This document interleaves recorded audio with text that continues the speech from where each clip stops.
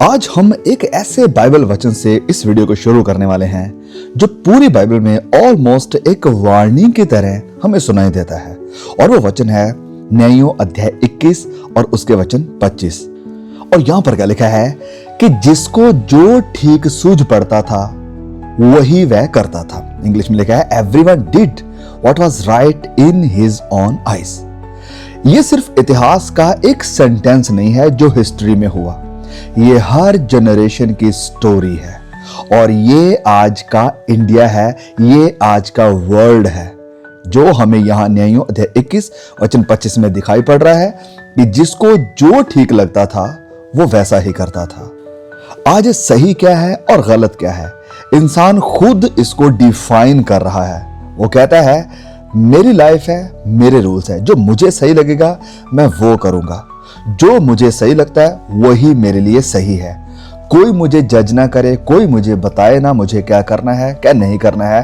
Truth is relative, जो सत्य है वो रिलेटिव है, मतलब जो मुझे सही लग रहा है वही मेरे लिए सत्य है। और जब हर कोई सच्चाई का अपना वर्जन बनाने लगता है तो फिर हमें वैसा ही संसार दिखाई देता है जैसा आज हमें दिखाई दे रहा है। कैसे? हर जगह केओस, गड़बड़ी दिखाई देती है, करप्शन दिखाई देती है और मोरल यानी नैतिक तौर पर दुनिया बिगड़ती हुई दिखाई देती है। और आज का मैसेज इस सवाल का जवाब देता है कि ये जो करप्शन दिखाई दे रही है हमें समाज में और हमारी जिंदगियों में, ये करप्शन कहां से आती है, ये गड़बड़ी कहां से आती है? क्या ये बाहर से है या अंदर से है? आज हम अपने समाज में जब भी हमें सोशल मीडिया पर या न्यूज मीडिया पर कुछ गड़बड़ दिखाई देती है, कुछ ऐसा दिखाई देता है कि जहां बुरा हुआ, बदतर हुआ, क्राइम हुआ, तो हमारा समाज क्या करता है, हमारा कल्चर इस ट्रेंड को फॉलो करता है कि हम जो ब्लेम, जो बुराई है, जो कुछ भी गलत हुआ उसे बाहर ढूंढने की कोशिश करते हैं। कहा क्या जाता है उसका बचपन खराब था इसलिए वो ऐसा है, उसकी फैमिली बड़ी टॉक्सिक थी इस कारण उसने ऐसा किया, ओ सोसाइटी ही ऐसी है जहां पर वो पला बड़ा इस कारण ये ऐसा हुआ, या पीयर प्रेशर था, लोगों का प्रेशर था, और फिर आई एम ए विक्टिम इसलिए गलत चॉइसेस हुई है मुझसे। और जब न्यूज मीडिया पर बहसें छिड़ती हैं तो साइकोलॉजिस्ट को बिठाकर पूछा जाता है, साइकोलॉजिस्ट भी यही कहता है, मीडिया भी यही कहता है, टॉक शो यही कहती है, सब एक ही वो इसमें बोलते हैं इंसान बुरा नहीं है, उसके हालात उसको बुरा बना देते हैं। लेकिन पवित्र बाइबल इसके ऑपोजिट बोलती है और यही सत्य है कि पाप की, बुराई की ये जो प्रॉब्लम है ये बाहरी नहीं है, ये अंदरूनी है। बाहर का एनवायरनमेंट सिर्फ एक्सपोज करता है, क्रिएट नहीं करता। प्रभु यीशु ने मरकुस अध्याय 7 में एक कंट्रोवर्सी के बीच में ये सच्चाई को ब्लास्ट किया था। जब प्रभु यीशु मसीह का सामना भी ऐसी ही विचारधारा वाले लोगों से हुआ था, और वो लोग कौन थे? फेरिसीज। और इन फेरिसीज का जो पूरा फोकस रहता था वो रहता था बाहरी सफाई पर, बाहर साफ होना चाहिए, हाथ साफ होने चाहिए, हम जो रीति रिवाज कर रहे हैं वो परफेक्ट होने चाहिए, हर एक बिंदु, हर एक रूल फॉलो करना चाहिए, हमारी बाहरी जो तस्वीर, इमेज है वो तो बिल्कुल साफ रहनी चाहिए। लोग क्या सोचते हैं उस पर ज्यादा ध्यान होना चाहिए। बाहर से वो बहुत पाक, बड़े पवित्र लगते थे, लेकिन अंदर से वो एक रॉटन फ्रूट की तरह थे, एक गले सड़े सेब की तरह थे। और इसी कॉन्टेक्स्ट में प्रभु यीशु इन लाइनों को बोलते हैं जो लिखी है मरकुस अध्याय 7 वचन 15 में कि ऐसी कोई वस्तु नहीं जो मनुष्य में बाहर से समाकर उसको अशुद्ध करे, परंतु जो वस्तुएं मनुष्य के भीतर से निकलती हैं वो उसे अशुद्ध करती हैं। Nothing outside a man can defile him but what comes out of him. और जैसे प्रभु यीशु ये स्टेटमेंट देते हैं तो प्रभु यीशु के जो चेले थे वो कंफ्यूज हो गए, और जो फरीसी थे वो ऑफेंड हुए, उनको बुरा लगा, और जो क्राउड थी वो हैरान हो गई थी। फिर प्रभु यीशु ने इस बात को, अपने इस पॉइंट को और क्लियर किया। उन्होंने कहा कि जो खाना है वो तुम्हारे स्टमक में जाता है, लेकिन जो पाप है वो अंदर से निकलता है, अंदर से निकलता है। और फिर आगे प्रभु यीशु हार्ट का, अंदर का एक पूरा MRI स्कैन रिपोर्ट देते हैं, और वो रिपोर्ट क्या बताती है? प्रभु यीशु कहते हैं कि अंदर से यानी भीतर से, मनुष्य के मन से बुरी बुरी चिंता, व्यभिचार, चोरी, हत्या, स्त्रीगमन, लोभ, दुष्टता, छल, लुचपन, कृदृष्टि, निंदा, अभिमान और मूर्खता निकलती है।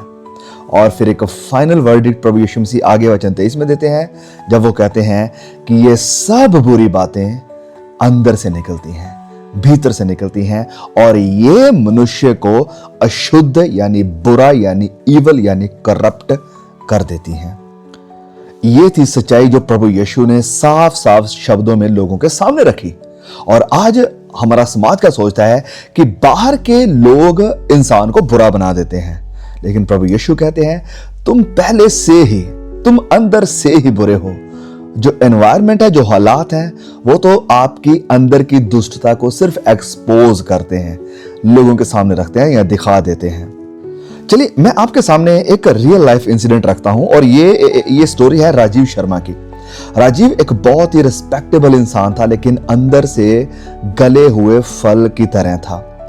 इंदौर के एक मिडिल क्लास कॉलोनी में ये आदमी रहता था जिसका नाम है राजीव शर्मा।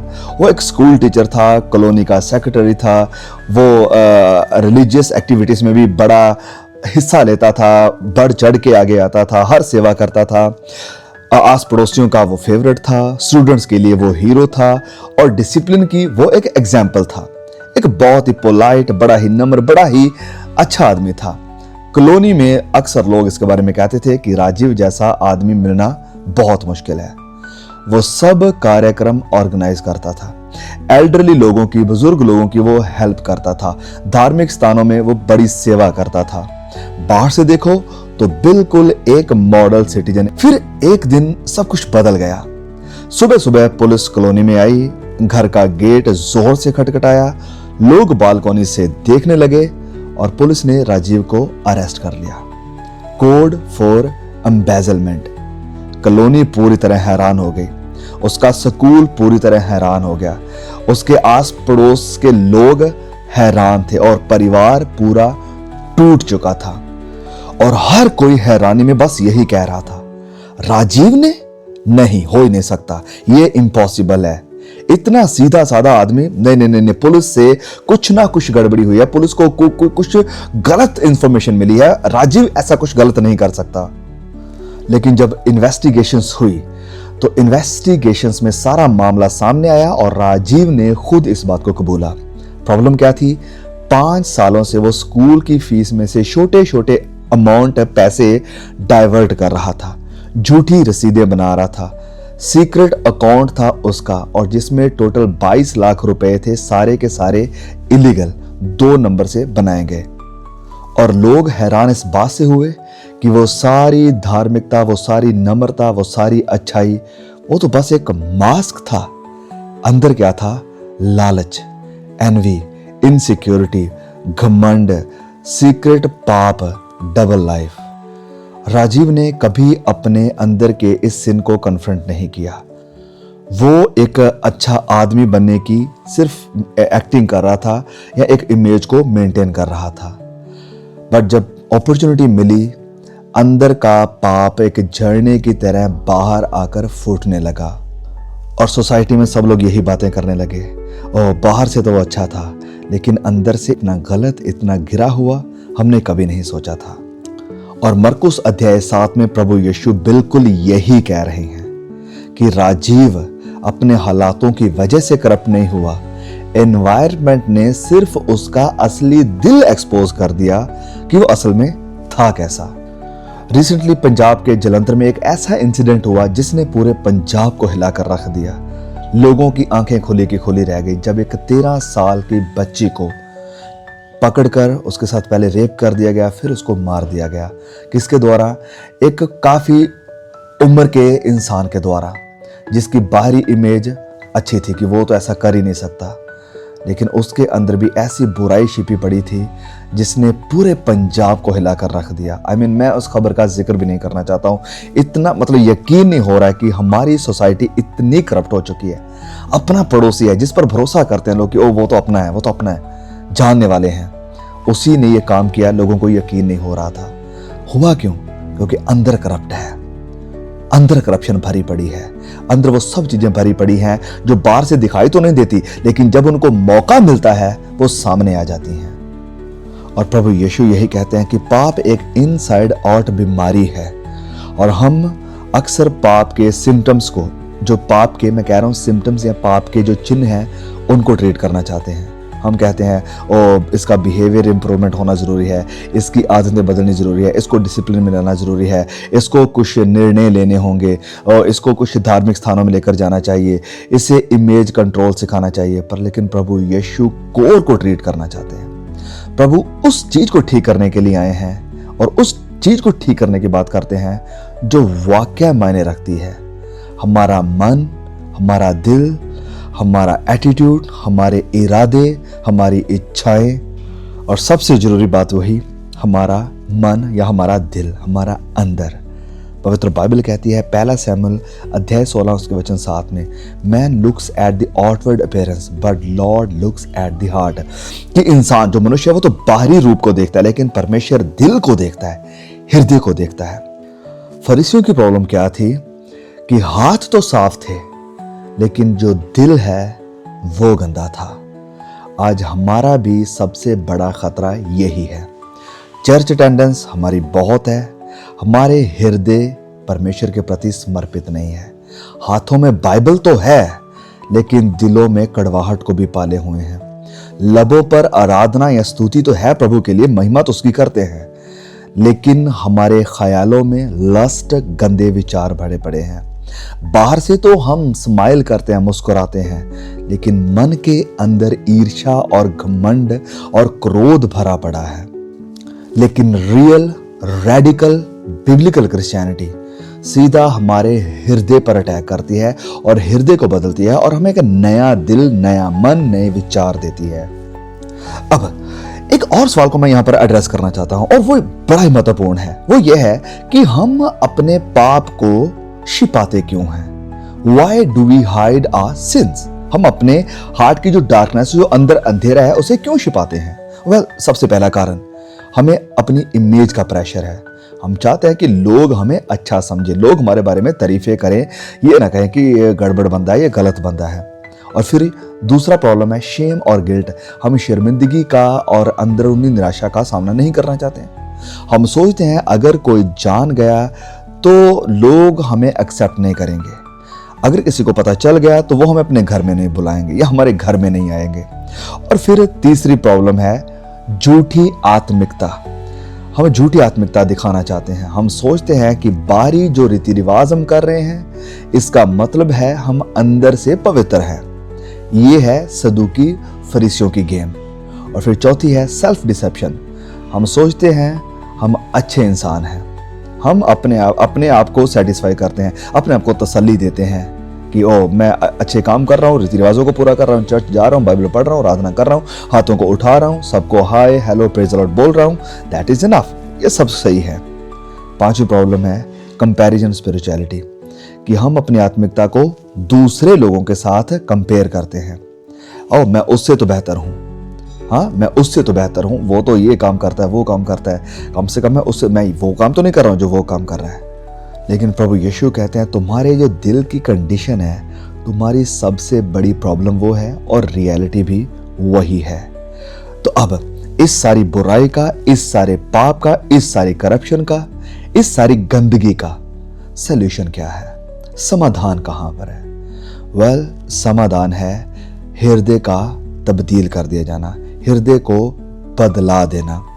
बाइबल का सबसे होपफुल वचन जो मुझे लगता है वो है एजेकियल अध्याय 36 वचन 26, क्योंकि यहां पर लिखा है ये परमेश्वर पुराने नियम में प्रॉमिस कर रहा था, I will give you a new heart and a new spirit, कि मैं तुम्हें नया दिल और नई आत्मा दूंगा। और परमेश्वर ने, ध्यान दें, ये बात बिल्कुल नहीं कही और ना ही वो कहते हैं कि मैं तुम्हारे बिहेवियर को थोड़ा पॉलिश कर दूंगा या तुम्हें कुछ नए रूल्स दे दूंगा या तुम्हारे हार्ट को थोड़ा अपग्रेड कर देंगे या तुम्हारी इमेज को इंप्रूव कर दिया जाएगा। जवाब है नहीं।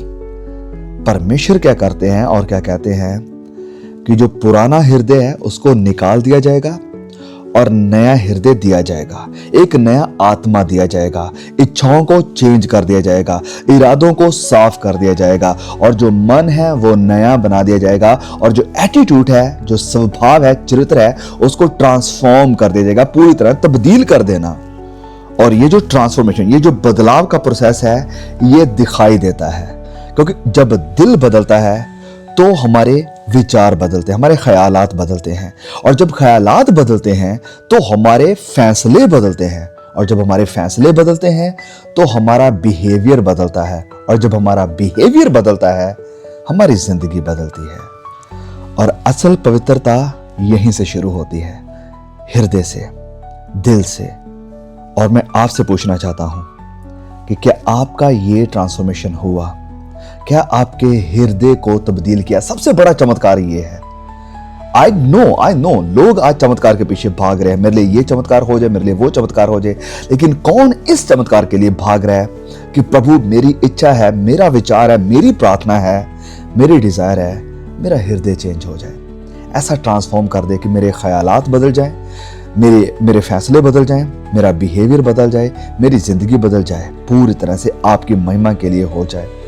मैं आपसे कहना चाहता हूं, आज हम सब अपने अंदर के उस राजीव शर्मा को फेस करें, उसका सामना करें। कौन सी वो हिडन ग्रीड है, लालच है जिसको हम अंदर छिपा रहे हैं? कौन सा वो सीक्रेट पाप है जिसको अंदर थाम कर बैठे हुए हैं? कौन सी वो कड़वाहट है? कौन सी वो जेलसी है? कौन सा वो घमंड है? कौन सा वो गुस्सा है? कौन सी वो डबल लाइफ है जो आप हाइड करने की कोशिश कर रहे हैं, जो आप छिपा रहे हैं? आज समय है कि आप इसका सामना करें। आज समय है कि आप इसे प्रभु के सामने मान लें, क्योंकि प्रभु ऑनेस्टी को चाहते हैं। जो ऑनेस्ट है, जो ईमानदार हैं, मानने को तैयार हैं, अपने आप को नम्र करने को तैयार है कि हाँ, मेरे अंदर ये बुराइयां हैं प्रभु। और अगर आप मानने को तैयार हैं, आए हम मिलकर एक छोटी सी प्रार्थना करते हैं। प्रभु, मुझे बहाने देने से रोक दो। मुझे दिखा कि पाप बाहर से नहीं, मेरे अंदर छिपा बैठा है। मेरा बिहेवियर नहीं, मेरा दिल बदल प्रभु। मुझे नया दिल दे, और जैसे तेरा वचन वायदा करता है कि नया आत्मा दूंगा, वो नया आत्मा मुझे दे। आज वो तेरा आत्मा मुझे मिले जो मेरे हृदय को तब्दील करे, जो मेरे सच्चाई को तब्दील करे, मेरे अंदर को तब्दील करे। प्रभु, मुझे अंदर और बाहर नया कर दे, तब्दील कर दे, चेंज कर दे। आमीन, आमीन, आमीन। सो मेरे प्रिय भाई, मेरी बहन, अगर आपने इस मैसेज से आशीष को पाया है और आप चाहते हैं कि और भी भाई बहनों तक ये मैसेज जाए, प्लीज जरूर शेयर करें। आई रिक्वेस्ट यू, आप सपोर्ट हमें करें इस मैसेज को शेयर करके। I will see you all again. Praise the Lord.